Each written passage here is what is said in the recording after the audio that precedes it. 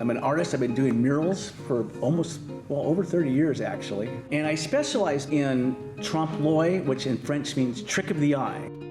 And I like using this technique because what it does is it engages the viewer into believing something exists like an architectural anomaly or something like that when it actually doesn't. And they have to investigate to say, oh, I thought that was real. And they get closer to it and realize it's not. Hi, I'm John Pugh, and this is the work of art.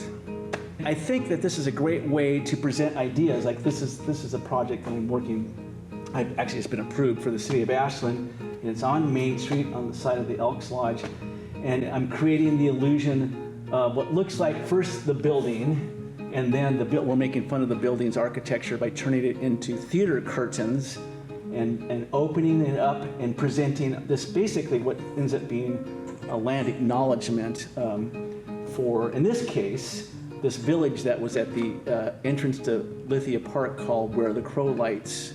And here are the inhabitants of that village in this piece, gathering acorns, and even Grandma Aggie's over here sharing stuff with the children, and the sacred white deer and one of their original board houses. Technique that I use on a lot of my projects, it's a very minor thing, but I'll break the picture plane. As you can see, this looks like gathering curtains on top, but it's actually architectural, non-weight bearing architectural foam that I'll attach to the top of the roof parapet there.